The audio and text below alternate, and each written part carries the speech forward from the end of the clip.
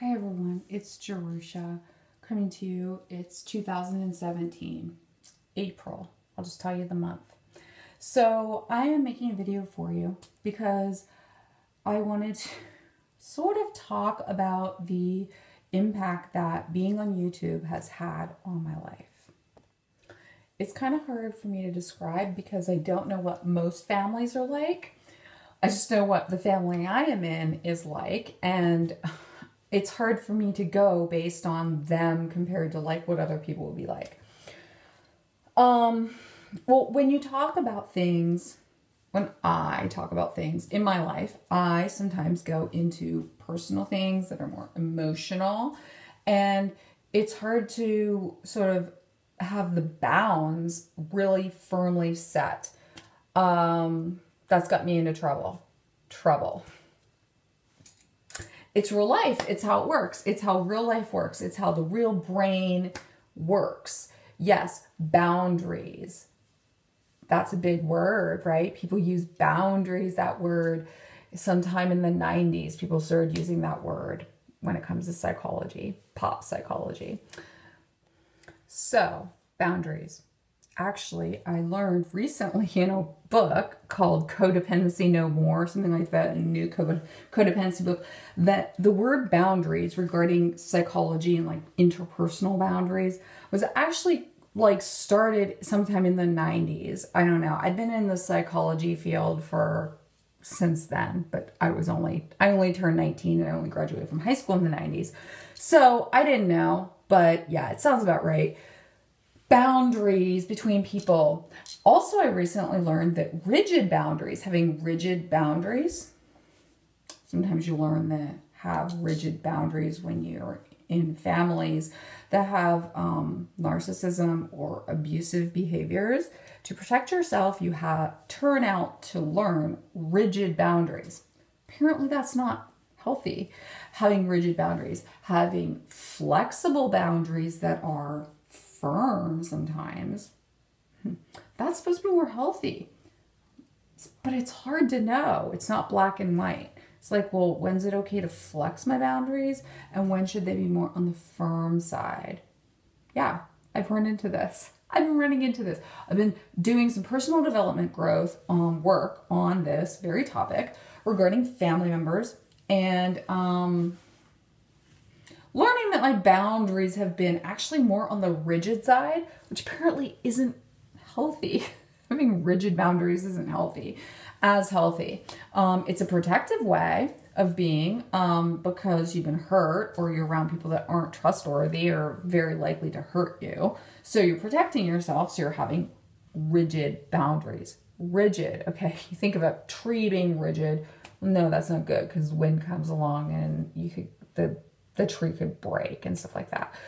So yeah, the word rigid isn't as good as flexible, and like figuring out when's flexible okay or when's firmness more okay. How many of us come from families that are healthy? Actually, people that I guess I was going to say people that I'm closest to, but maybe I'm just more drawn to people that have like a more breadth of like experiences. But people that I know often have come from experiences that aren't necessarily the worst, but also not like perfect, not perfectly healthy.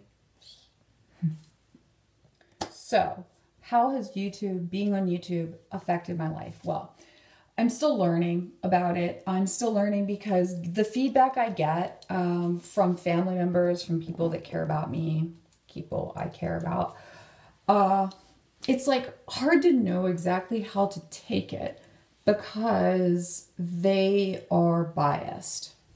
We're all biased, right? We're all human beings that are biased, I believe. It's just a matter of how much. So people don't like you talking about their business. They don't like you talking about stuff that's going to make them look bad or they think makes them look bad. So I've gotten flack for talking about my personal life. Well, my personal life isn't crystal clean. It's not sanitized. If I were talking about a sanitized life, either A, it would be fake because I'm making things up, or B, it would be boring. But my life isn't boring. My life is not boring at all. And I don't need to use other people's problems in order to make my life seem more interesting. My life is interesting on its own. So how do I talk about things that doesn't have to do with other people, but has to do with me and my life? Well, if I were an island and I didn't need any other people involved with me, maybe that would make sense. But I'm going to say something specific. I'm going to be like, my so-and-so or my so-and-so. So there is a possibility that I could share things that wouldn't make anyone else in my life look bad. However, what I have noticed is that some people are very sensitive. And not only that, they are looking for things to make something out of. And if they're watching closely, which by the way, most of my subscribers are not family members, nor are they related to me in any way, shape, or form. But most of my subscribers, well, there are other people that probably watch that aren't subscribers, but they will read into things. And I've run into this in a situation last month where I was accused of something, now not necessarily specifically just on YouTube, but I was accused of something by someone, a close friend of a friend, who said that I outed someone and they could never forgive me for this. They actually said this in an email to me in the last week. They said they could never forgive me for outing their girlfriend about something. And I mean, I'm guilty of a lot of things, so I just kind of like responded confrontationally, just very accepting and not justifying, not making justifications for my behavior, otherwise known as explanations. Didn't want to do that, didn't want to keep on the whole thing, didn't want to make excuses, didn't want it to seem like excuses, but I did read this to someone close to me, and they said, because I told them, this is what I did. This, and this. These are my guilty things that I'm guilty of. These are what I did in social media and whatever. And they said, it doesn't sound like you outed their girlfriend. And I said, well, no, it doesn't. But I don't know what they're construing as that. So it's like, I'm not sure whether or not to go back into it. It's probably not worth it, really, with this person. I think that they're primed to reject me. I don't really need them to accept me. It's just, well, I think that lies are probably being told amongst people that aren't me. And yeah, I might be fully willing to say, yeah, guilty of whatever. Yeah, I admit I've done various things. You know, I've said things on social media. Yeah, I have. And when I do think about it first, not to say I don't make mistakes, but, so how has social media, being on YouTube, affected my life? Well, it is still being told. I mean, I need to work things out with people I know, people I care about, people I want to maintain relationships with. I need to work these things out with these people, because being on YouTube means sharing real things, and sharing things in a way that isn't supposed to make everyone look bad. I don't have a fake life though. I'm not like on reality TV where you have like this fake stuff that people are like, well, that's not really real. No, I mean, I'm not making things up to be dramatic or to share or to get views or to get money, because I'm not doing it for that reason. It's evolving, the purpose of this, but it's really like communication. It's just communication. It's about communication. It's an experiment in communication. I'm learning about communication. Also learning about people, which I love. It's one of my very favorite things to learn about. So no, I don't want people to get hurt. I have gotten hurt. Maybe other people have too. Maybe they haven't been able to share with me how much they've gotten hurt. So I have to figure it out. But being on social media, how has YouTube affected me being on YouTube? Well, yes, people have come to me and said, you know, this hurts us. This is hurting our family, you talking about these things.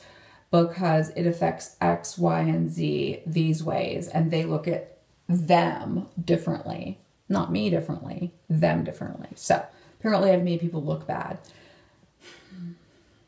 I'm not sure. I mean, I am truthful, and yet I know you're not supposed to say everything because people get their feelings hurt if you're like way too honest, like blunt or whatever.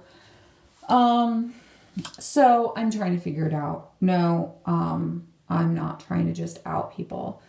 As far as this person being outed, I'm not sure what they're talking about. I did have somebody make comments on my video, various videos that I made of actually 2 videos relating to this situation. They made comments on my videos that were publicly available. So they used this name, Amy Rice. I have no idea what name that is. Person that I found out that it actually was does not go by that name, at least currently. So I don't know, but they made the comments under that name, and I didn't have any indication that that was an actual real name or a name that they had just come up with, like a Google account. You know, you can make up a fake Google account. So I didn't even know if it was male or female at the time. So I made 2 videos that related to this, that kind of commented on this. And if I outed the person, if that's what it was relating to, this comment I'm talking to you about, outing their girlfriend, well, they left a comment, several comments actually threatening to out me in my job and various places, like professionally. So if they used their real name for that, and if I spoke their real name when they were going to leave comments that were visible publicly under that name, I just happened to delete those comments once I was able to, that was considered outing their girlfriend. Well, their girlfriend outed herself by like saying this shitty stuff about me, like this really awful, shitty stuff, unhinged stuff that you would not, oh my goodness. It made her look like she was a very, I'm not even going to say what it made her look like.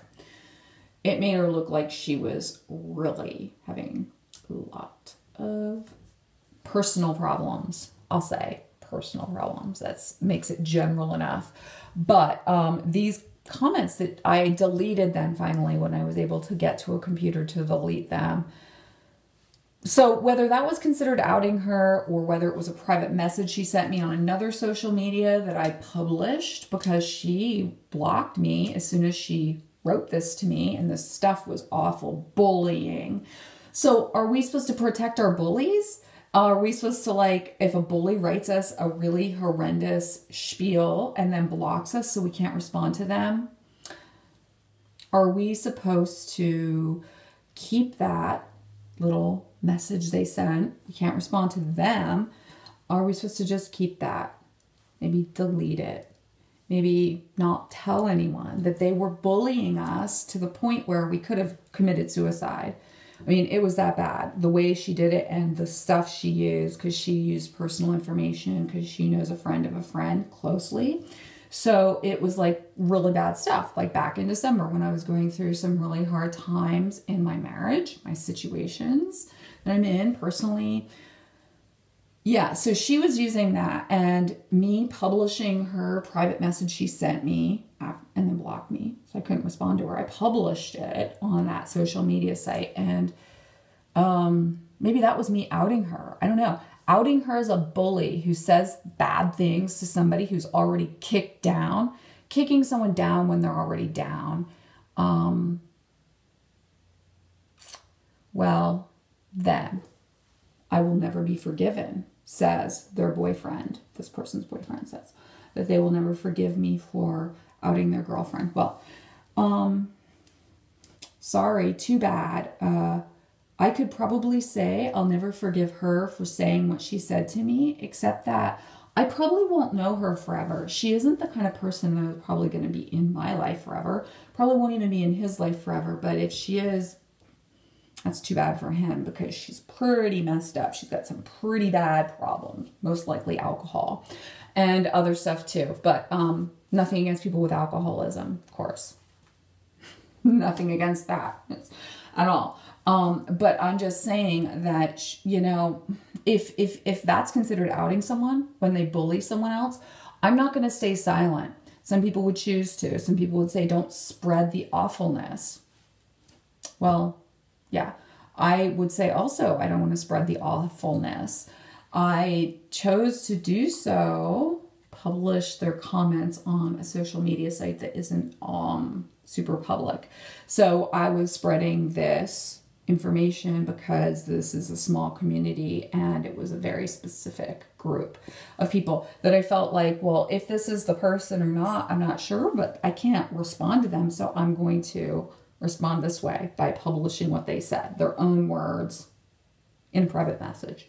Yes, private message. It's debatable whether or not it was okay for me to do that. But I did it. So how social media affected me, it's still happening, but I'm trying to be better. I'm trying to be a good girl. I'm trying really hard to be a good girl. I'm taking people's feedback and I'm evaluating it and considering it and then possibly making my own mistakes.